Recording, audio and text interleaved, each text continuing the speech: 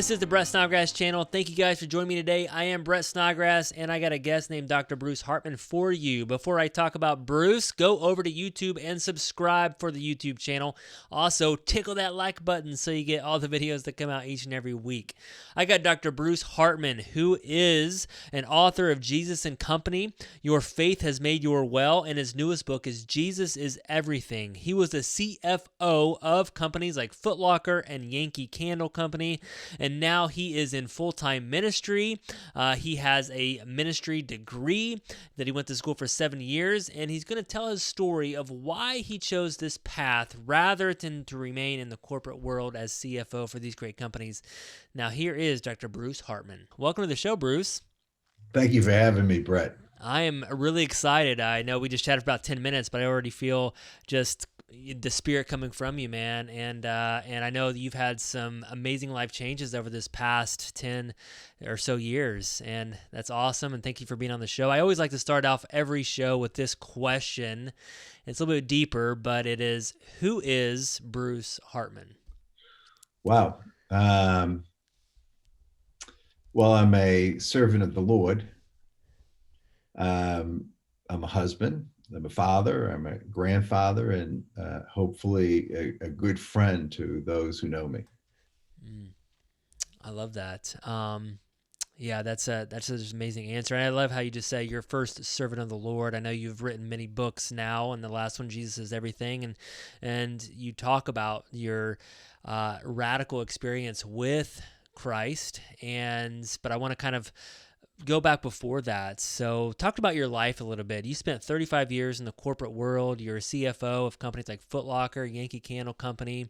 So talk to us about what was that like for you, leading these companies and being in that role. Well, it really started out, when I was a young man. I played sports, and did the normal things that you did.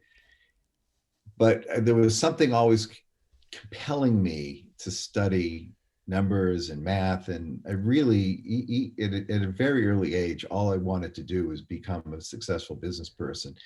And from that point, including high school, I started setting myself up for my career.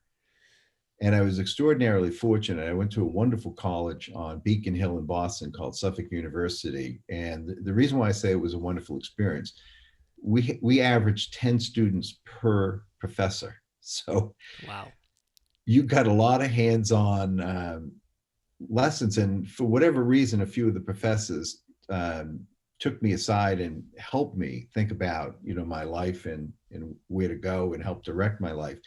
And, that was really invaluable because I was really a first generation college student. And I don't mean to be disrespectful to my parents, but there's certain things, if you haven't gone to college and had a professional career, there's certain things like, where do you buy a tie? Right? And certain things like, how do you act and behave in business meetings? It's a little bit different than how you act and behave, around friends and family. So that was break number one. Break number two is I was fortunate enough to get a job with one of the big public accounting firms out of college, which is a wonderful training ground because it teaches you how to work at 3 a.m. And it teaches you, what it taught me was, no matter how big the problem is, if you work it long enough, you can find the solution, versus, just leaving work at 5 o'clock. And if you're going to run a large company or a large organization, there is no day. There's no 9 to 5. You need to be prepared for Saturday phone calls, and you need to be prepared. I even later in life, I did all-nighters because that's what the business required. And then, from there, I just had some really wonderful bosses who took an interest in me. And it wasn't that they helped me get my next promotion. They helped me think about who I was and what I was and how I could become better. And, in a very short period of time in my life, I became a divisional CFO for a company. The company was May Department Stores. It's now part of Macy's. And then I got this wonderful opportunity to go work for Foot Locker. And Foot Locker was the day I took the job. I was all excited because now I was a public company CFO for a Mhm. Fortune 500 company, which was really what my goal was. I remember telling my wife, well, I did it, but I don't know if I'm going to be employed in 30 days because we were near bankruptcy. Mm. And part of the reason why I took the job, because I had other opportunities, but this was exciting. I just felt like this was where I could be the most influential in terms of changing the destiny of the company. So from that, the moment where the Wall Street Journal used to write about us, the financially troubled Foot Locker company, so that was like, that's stuck in my mind that you got to erase that. That's got to go away. Yeah. And 2 years later, through a lot of wonderful people, I get far too much credit for what I did there. It was really a blending of the old guard and some of the new people I brought in that really saved the company. It wasn't me. Mm. And finally, Forbes wrote an article about us in 2002 and said that what a wonderful and marvelous turnaround we had. And no longer did the Wall Street Journal refer to us as the financially troubled Foot Locker. So that really worked out well, and it was really that was a lot of the stuff that I'd learned in the past is what I brought to bear in that situation. And the company still does very well today. I was recruited from there. I was recruited by Yankee Candle to not only be their CFO but many other things. And in other words, I was their chief administrative officer, which meant I was in charge of logistics and HR and stuff like that Mhm. as well. And that's the period where I got that calling from God where, okay, you did what you wanted to do. Now I want you to do what I want you to do. And it's a couple of rough conversations with God, and then I left the business world, and started 7 years of college. Which, if you had told me at the beginning it was going to take 7 years to get a doctorate degree, I'm not sure I would have gone along with it. Right.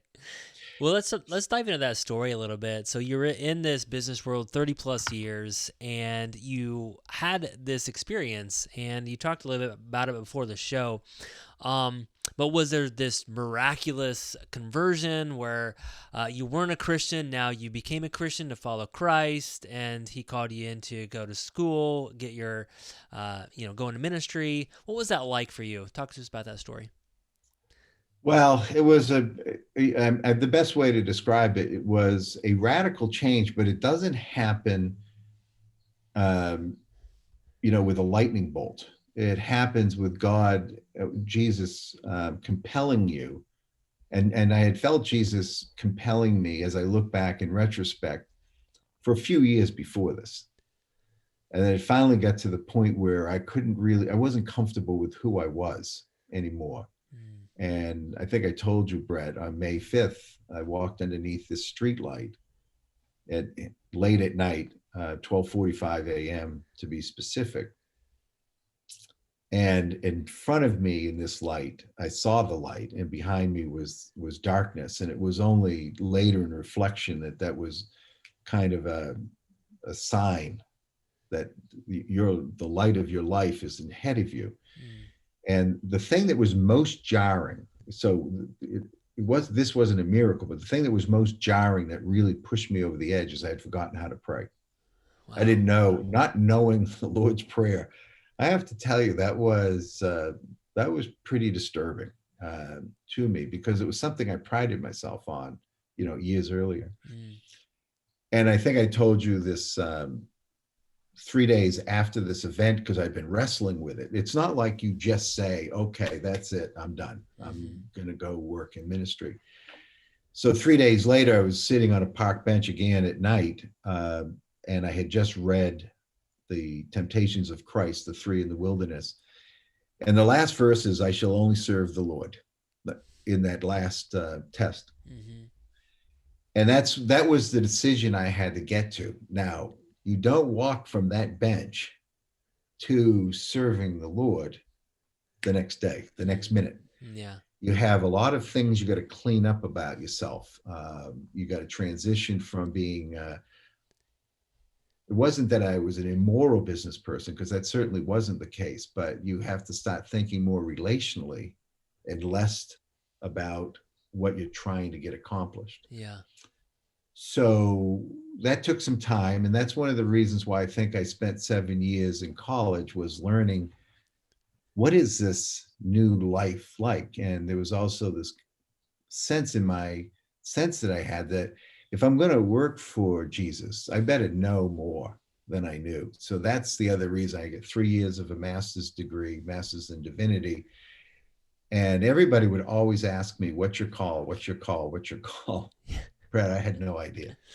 So I wasn't dishonest. I just told them I had no idea. So the dean said, Dean, great guy, said to me, you need to go get your doctorate degree. So that was another 4 years. And that's where I learned, my job is to help business people. And that's principally what I do. And I write my books, helping people get a relationship with Jesus. That's really the focus of my books, is always about getting a relationship. And that's what I had to learn how to do. And that meant taking pastoral care classes, studying Hebrew, studying the Old Testament, certainly the New Testament. There was a lot of work. And so what I do now is I help business people and business writers. No, I love that. And obviously, you have so much experience in the business. And I was talking to my pastor one time, and he talked about when he became a pastor that he walked into his mentor's office, and instead of his mentor, the senior pastor, instead of him applauding him and clapping and saying, great job, he asked him, hey, do you really want to do this? And he actually took himself back to when he was a businessman. He said sometimes he had more of an impact in the business world than he did as a pastor. And then now here you are, you've gotten your divinity degree, and now you're helping other business people work through their business with Christ as the leader. And you've written this book, Jesus is Everything. And I want to just dive into this book. It really starts off with, it kind of hit me. It starts off with a man, and he's in hospice care. And I always find that most people are extremely uncomfortable talking about death or their own mortality. And then I actually find it very, very fascinating when I start to talk about our own mortality here on this earth and death. And you talk about this man in hospice care, and he's dying in his hospice bed, and in the end, that he realized that watching the news was meaningless, his money was meaningless, his success was typically meaningless at that point, and the only things that remained were his family and Jesus. So tell us, why did you start there? So there's actually three reasons. One is, one of my favorite quotes is that by Billy Graham. He said, "I'm only traveling through this world. Heaven is my home." Mm. And when I heard this story of this man, and from his sons, and I heard about those last moments, naturally as a writer, you have to be very not invasive. Invasive is not a great word, but you had to know all the facts, because you got to make sure you got this one right. It became apparent to me as I studied this story of this man, that that's what Billy Graham's talking about. And while we can be afraid of our mortality, we should be joyful about going to paradise. Yeah. And that's where the man went. And that's why I said that at the beginning, to just take life down to, for this man, couple of days laying in a bed where all of his children and grandchildren got to say, I love you. And he was able to say it back.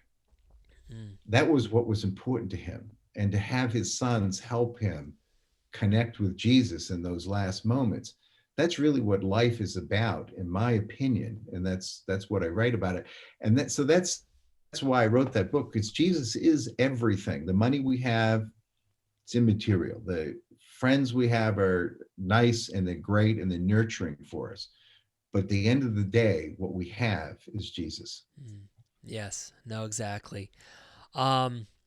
So that's where this book starts, and it dives into many chapters about Jesus, how to build a relationship with him and how to have courage. And so one of the things that hits me is it seems like following Jesus, especially in our modern day culture, is extremely difficult. Now, I think it's always been difficult. I mean, if you think about the history, the biblical times, people were getting murdered and their heads chopped off.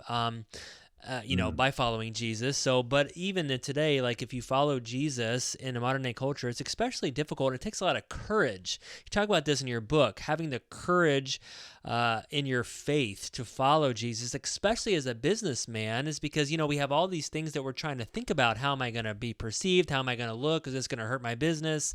And talk to us about that, about having this courageous faith. I mean, obviously you had this courageous faith to go down this road. And how do you help your clients or people that you do some coaching with, talk to us about this courage they have to have? Yes, there's a couple parts to this. After I wrote my first book, Jesus and Company, a minister pulled me aside and said what I had done was sinful. Because you can't mix Jesus with business. Nothing can be further from the truth. Every act in business that we conduct should be along the lines of what Jesus would want us to do. For instance, think about the saying, love thy God with all thy heart and all thy soul. And the second is love your neighbor as yourself. Okay. Apply that to customer service. Every customer that business and those business people meet is going to be treated really well. And if they don't get you don't get a 5-star rating, then you haven't done what Jesus wanted you to do. So my point is that's how you bring Jesus into business. Now, Brett, I know you run a business. Would you hire somebody that was totally committed to working as if they were working for the Lord? Sure you would. Yeah. And that's going to be, the three things we all look for in employees. And this is one of the things when I do my counseling business, I always tell people, don't get carried away with too many details. Just think of three things in everything you say. Number one, be positive. Don't be negative. Just be positive. There's so much to be positive about. So that's one of the first thing employers want. Second thing they want is trustworthy. Okay. Will they be able to trust me when they're not looking? Will they be able to just give me a job and know I'll get it done? Trustworthy. And then the third is the desire to learn. Okay, this is new. I don't know how to do it. Well, then learn how to do it. That's, having that attitude. Those are Christian attitudes, positive people that are trustworthy, the desire to learn. So you think about these three concepts that I've talked about. One is customer service, right? I mean, we can quote Jesus in that. We can quote Apostle Paul on the second one, work as if you're working for the Lord. And then we certainly have the 9 virtues of the Holy Spirit, which is what we just talked about. And then those virtues come down to 3 things: trustworthy, positive, and a desire to learn. So once you get by that, now you have the issue of embarrassment. So just before I left my career, I would keep a Bible on my desk. An HR department, the head of HR came in and said, that's against company policy. And I said, really? Show me in the policy manual where it says that. Well, it doesn't exactly say that. So I said, as soon as it does, then I'll remove the Bible from my desk. And I said, by the way, more people come into my office to talk to me about their problems and go into your office. And the reason is because they know they can trust me because the Bible's on my desk. So my point here is that it is, I was very uncomfortable at first, but then, I didn't go into the lunchroom and stand on the table and cite John 13. That's not great evangelism. Right. It's how I lived my life in the business world and I live today. And I get every once in a while on my social media or my YouTube videos, somebody will say something cynical and stuff like that. But those are the weeds. Those are the weeds of life. There's so much more to harvest. Yeah. Oh, I love that. Don't pay attention to the weeds. And Jesus says this in the parable of the weeds. And so it's a wonderful story for people to read, to know about how to avoid weeds and how to avoid them from making you feel embarrassed. I'm not embarrassed and I'm not embarrassed when I have my clients Yeah. that I work with. Yeah, and I think it's just, I was listening to something the other day. They talked about weeds versus something with large roots. And when you come to Christ, you have those roots and the anchor. And Jesus says that, He is divine, and when you have those roots in Him, that you're bold and you're firm. And the weeds sometimes don't have a lot of roots, and they're easily to be pulled out, right? And you're gonna Yeah. have those surrounding, and you just got to pull those out. So. You talk about your book about surrendering your life to Christ, and obviously, whenever you say the word surrender, it trips up people, especially as type A hard driving entrepreneurs that I surround myself with a lot of the times. They don't like the word surrender because they want to win. They have a battle in front of them. They want to win that battle. They have a purpose or a problem they want to solve. They want to solve that, and they don't like to surrender. So that's very hard, and it's like a deep concept. It's hard to grasp. So when you say that surrendering your life to Christ, I mean, what does that kind of mean to you? Well, every problem starts with prayer. The solution to every problem starts with prayer. And I'm just finishing up this book about Gideon, who I know you're familiar with, and how Gideon won the battle, his battle, which is metaphorical for good versus evil, was because he trusted God. And so I think when I talk about surrendering, you can solve the problem yourself, or you can ask Jesus to help you. And when Jesus does help you, he usually gives you the best answer. And you have to be, when you pray, you have to be great observers of what's being said to you and how it comes, and coincidences and Bible verses through things that people say. And you intimately know what you're looking for. So that's how the Holy Spirit talks back to us. So when I say surrender, that doesn't mean you become a weakling and you let, certainly you shouldn't let God do all the work, because then God becomes a genie, and that's a very bad place to be. So when you surrender, you start with prayer and you say, Jesus, this is where I got to go. Is this the right way to do it? Yeah. What should I be doing? And then sit back and be patient. So patience requires surrendering too, right? Yeah, exactly. Let it unfurl in front of you, and sure enough, you'll start seeing solutions. Yeah. So it's working with Jesus. It's not working against Jesus, and it's not having Jesus work for you, but it's working with Jesus. And that's what the surrendering I'm talking about is. Yes, definitely. One thing that obviously this comes a lot in business and in the Bible really goes to when Jesus in the Bible talks about you can't serve two masters, you can't serve both God and money. So talk about this, like what has this verse meant in your own life? What have you struggled with in your own life to serve? What master have you served other than God in your own life? Yeah, so it's why you work. That's the we all like to work, and we all like to be rewarded for our successes.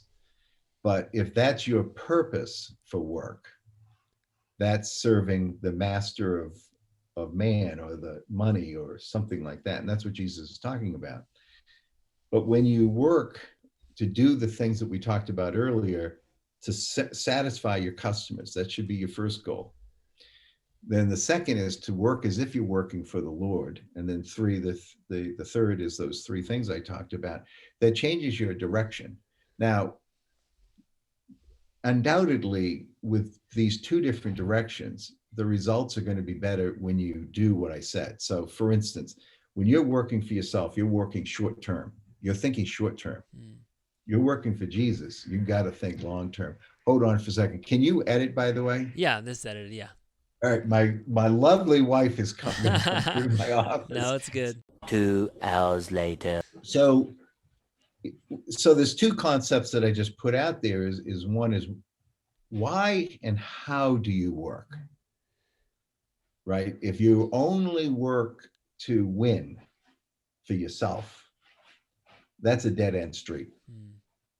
If you work to be great to your neighbor, you work to be as if you're working for the Lord, and you try to stay upbeat and positive as much as you can, that's a better way to look at it. Because what's the result you're looking for? You're going to get a better result, by the way, the second way, the way I'm talking about, than you will just always being hard driving.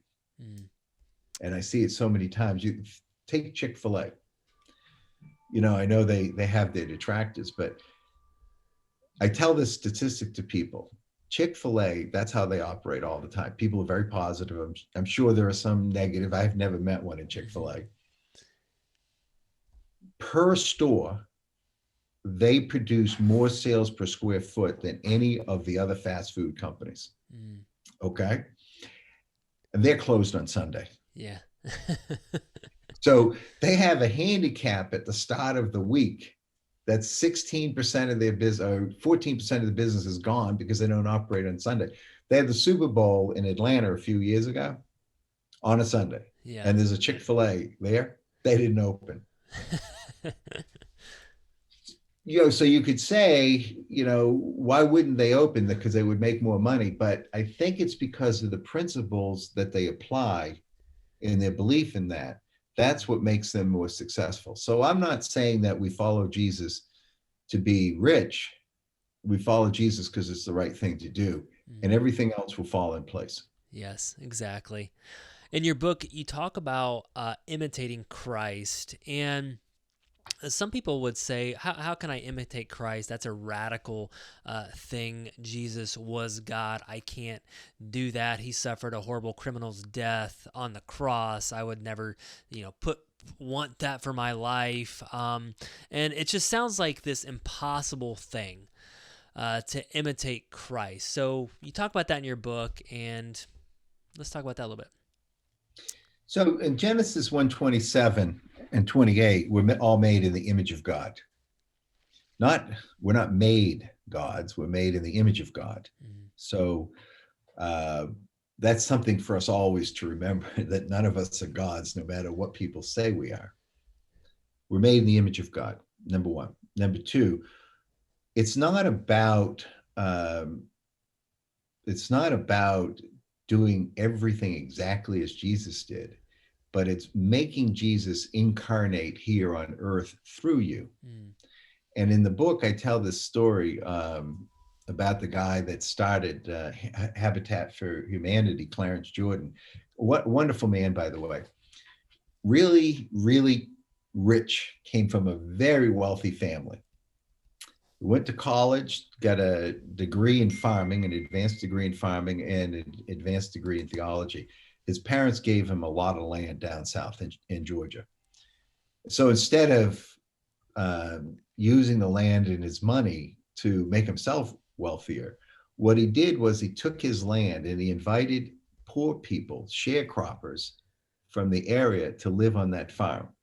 And he shared with them what he had. And, Clarence Jordan was also a marvelous preacher.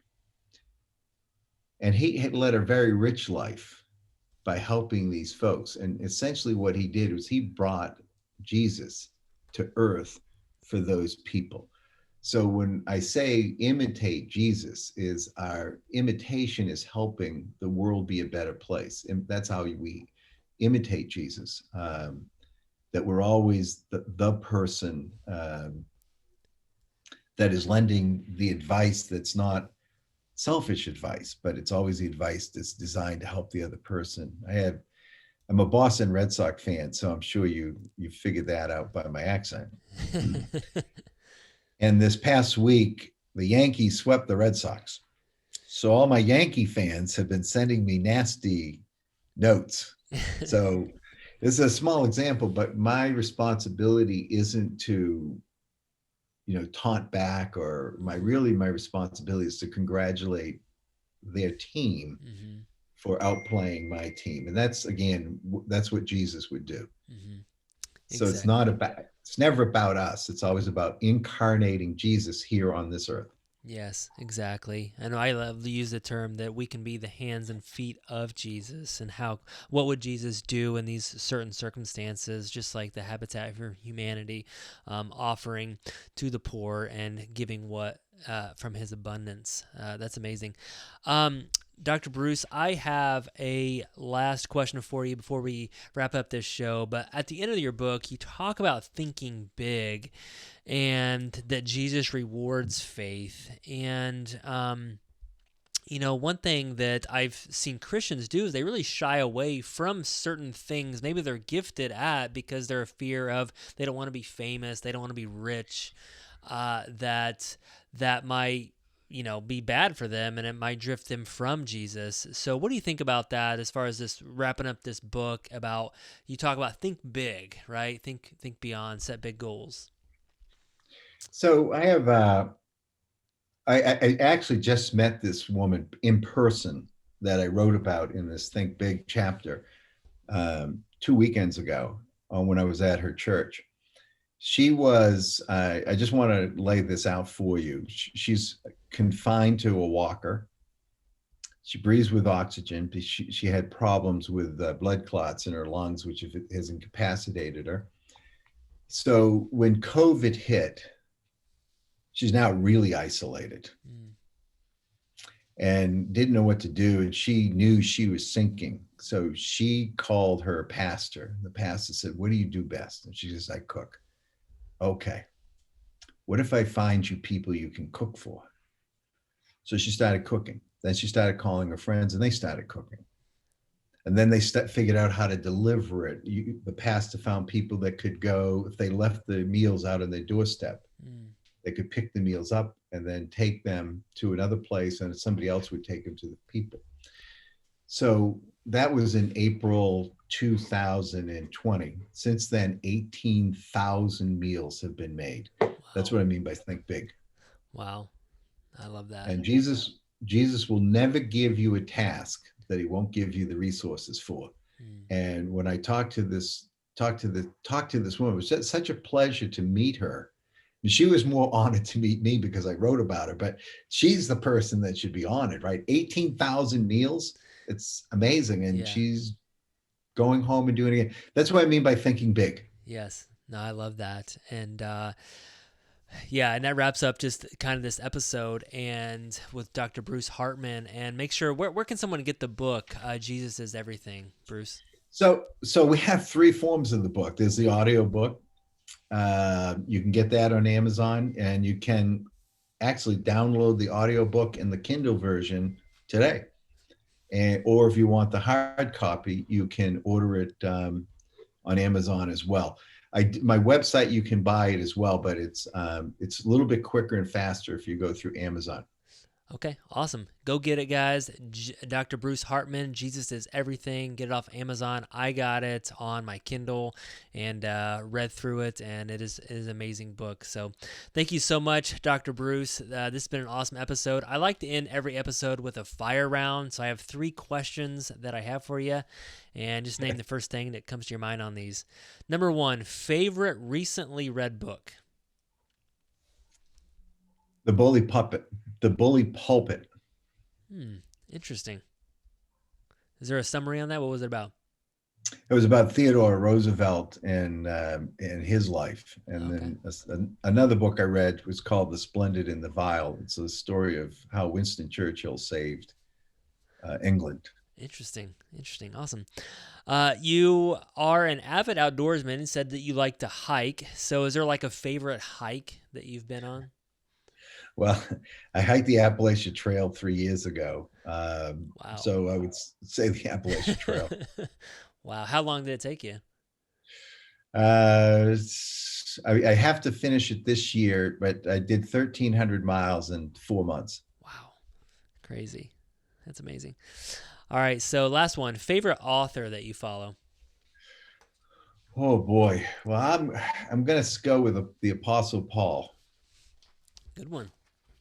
Yeah. Most of the New Testament. That's awesome.